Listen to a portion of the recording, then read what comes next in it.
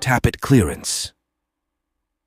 Tappet clearance is to allow expansion of valve spindle, usually exhaust valve.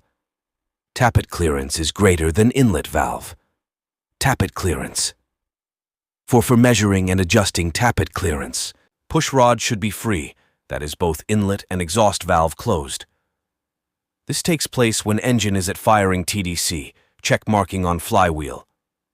Open cam case cover and ensure that roller is on the base circle of cam.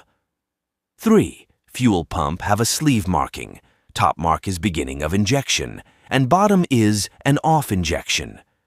Check the beginning of injection to be taken when engine is warm. If clearance is more, hammering of valve, stem. Inlet valve opens late, blowdown decrease, loss of power, poor combustion. Exhaust valve opens later, quality of air decreases, loss of power, smoky exhaust.